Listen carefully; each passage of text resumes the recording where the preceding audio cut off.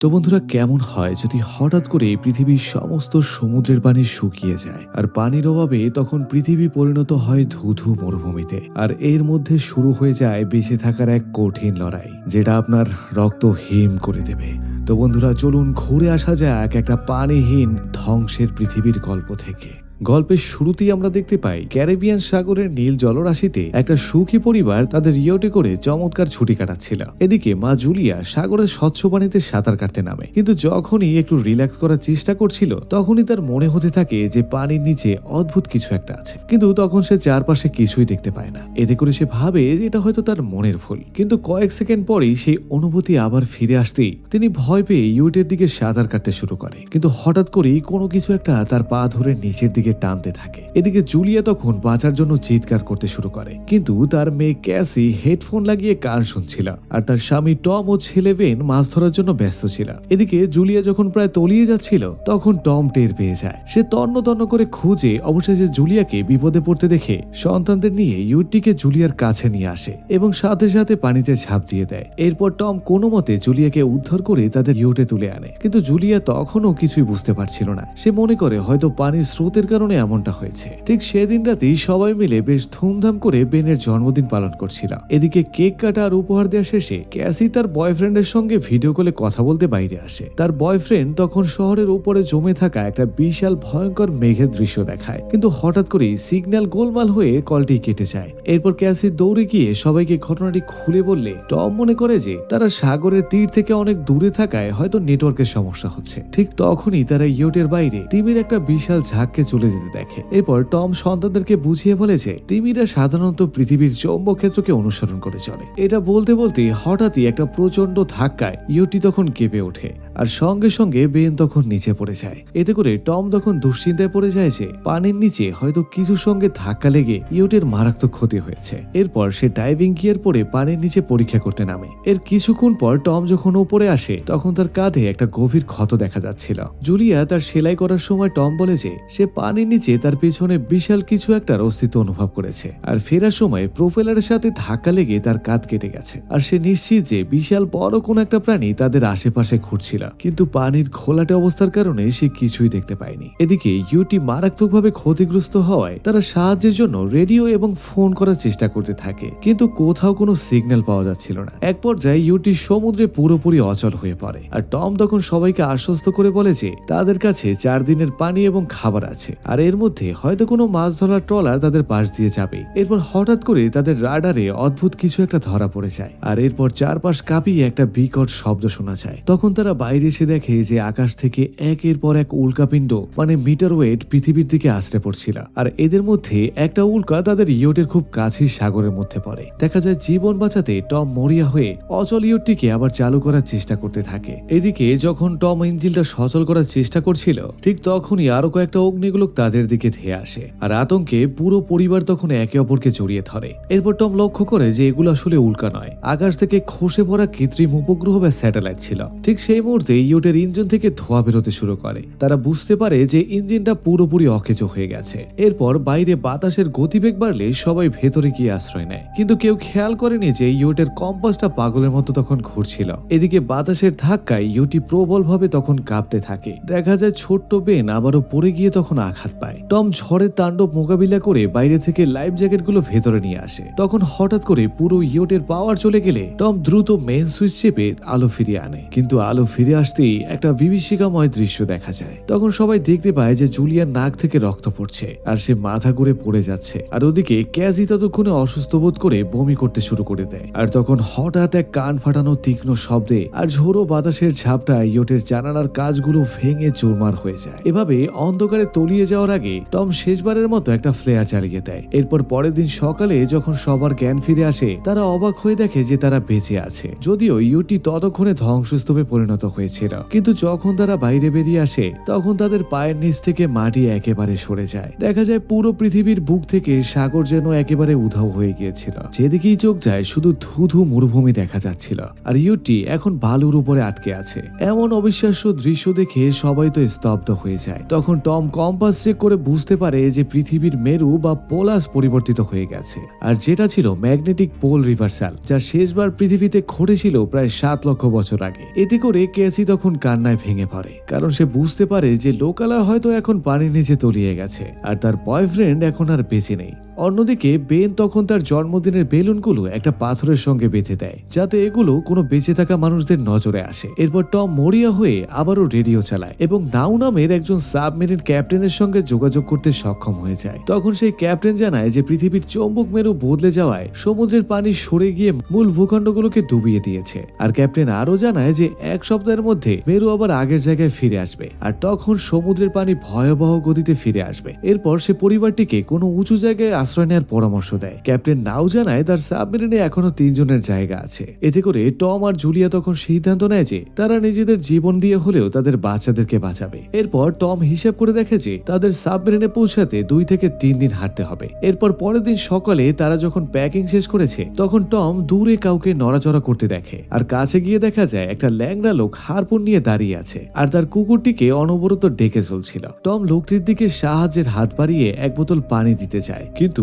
Tom যখন সেই রহস্যময় লোকটির দিকে বন্ধুত্বের হাত বাড়িয়ে তাকে পানি খেতে দেয় তখন সে ক্ষণক্ষরে ভাবেনি যে কি ভয়ানক বিপদ তার জন্য অপেক্ষা করছে। দেখা যায় পানি খাওয়ার পরপরই লোকটি সেই বোতল দিয়ে টমের মাথায় আঘাত করে বসে এবং তার মুখে লাথি মারে। জুলিয়া চিৎকার করে দৌড়ে আসার আগেই লোকটি তার হাতে থাকা হারপুন দিয়ে টমের মাথায় গেঁথে দেয় আর কয়েক সেকেন্ডে যন্ত্রণায় ছটফট করার পর অমানুষটি টমের গলা কেটে তাকে সেখানে মেরে ফেলে। এরপর সেই খুনি জুলিয়ার দিকে ধেয়ে আসে এবং হারপুন ছুড়ে মারে আর যেটা তার কাঁধ ঘেঁষে বেরিয়ে যায়। দেখা যায় জুলিয়া কোনো মতে দৌড়ে ইয়োটে ফিরে গিয়ে বাচ্চাদেরকে সোফার নিচে লুকিয়ে থাকতে বলে এবং তাদের হাতে ফ্লেয়ার গানটি ধরিয়ে দেয়। এদিকে সে নিজে একটা ছুরি নিয়ে বাথরুমের ভিতরে লুকিয়ে পড়ে। এরপর লোকটা দরজা ভেঙে ভেতরে ঢুকে খাবার চুরি করে এবং জুলিয়াকে খুঁজতে শুরু করে দেয়। এরপর জুলিয়া দেয়ালের একটা ছিদ্র দিয়ে বাইরে বেরিয়ে সে লুকিয়ে পড়ে, কিন্তু লোকটির চালা কুকুর তাকে দেখে ঘেউ ঘেউ করতে আরম্ভ করে। দেখা যায় কুকুরটি জুলিয়ার উপর ঝাঁপিয়ে পড়লে আত্মরক্ষার জন্য জুলিয়া ছুরি দিয়ে কুকুরটিকে মেরে ফেলে। এদিকে নিজের প্রিয় কুকুরের মৃত্যু দেখে সেই খুনি লোকটি পাগলের মতো হয়ে যায়। দেখা যায় জুলিয়া আবারও চুপি চুপি ইয়োটের ছাদে উঠে ভাঙা জানালা দিয়ে ভেতরে ঢোকার চেষ্টা করে, কিন্তু সেই খুনি তখন তাকে দেখে ফেলে আর এক খুশিতে তাকে নিচে ফেলে দেয়। লোকটি জুলিয়ার চুল ধরে তাকে মেঝেতে আছাড় মারে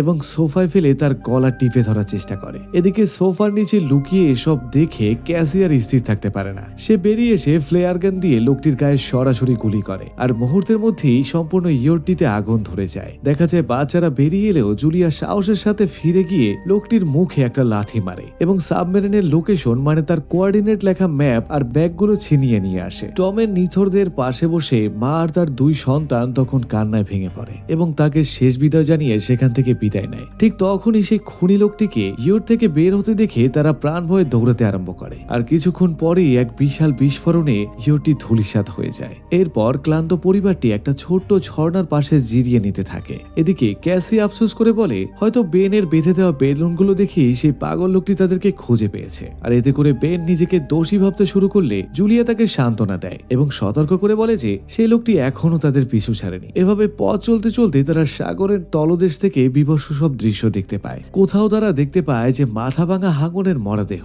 আর কোথাও টন টন প্লাস্টিক আর বিষাক্ত বর্জ্য যা মানুষ সাগরে ফেলেছিল। এভাবে মরুভূমি হয়ে যাওয়ায় সাগরের তলদেশ দিয়ে হাঁটা তাদের জন্য কঠিন হয়ে পড়ে। একসময় ছোট্ট বেন পানি শূন্যতার কারণে একেবারে অবসন্ন হয়ে পড়লে জুলিয়া তখন সবাইকে বিশ্রাম নিতে বলে। মরুভূমির মতো তপ্ত বালুর উপর তৃষ্ণায় যখন বুক ফেটে যাচ্ছিল তখন জুলিয়ার নজরে আসে তাদের কাছে থাকা পানির বোতলটা প্রায় খালি হয়ে আছে। সে ভাবে ক্যাসি হয়তো মুখটা ঠিক মতো আটকায়নি। এই নিয়ে মা মেয়ের মধ্যে প্রচন্ড ঝগড়া আর চিৎকার শুরু হয়। তখন ক্যাসি হতাশা নিয়ে বলে যে এভাবে তপ্ত বালুর উপর হেঁটে তারা কখনোই আর বাঁচতে পারবে না, কিন্তু ঝগড়া করলেও তারা টিকে থাকার তাগিদে আবার হাঁটতে শুরু করে দেয়। এভাবে হাঁটতে হাঁটতে তারা সাগরের তলদেশে ভেঙে পড়া একটা বিমান খুঁজে পায় আর কোনো উপায় না দেখে তারা সেই রাতটা সেই বিমানের ভিতরে কাটানোর সিদ্ধান্ত নেয়। এরপর টমের জ্যাকেটের পকেটে তাদের সুখী পরিবারের একটা ছবি দেখতে পেয়ে জুলিয়া তখন কান্নায় ভেঙে পড়ে আর তখন ক্যাসি তার বাবা মায়ের পরিচয়ের গল্প শুনতে চায়। তখন জুলিয়া বলতে শুরু করে যে কিভাবে টম পেশেন্ট হিসেবে হাসপাতালে গিয়ে জুলিয়ার প্রেমে পড়ে গিয়েছিল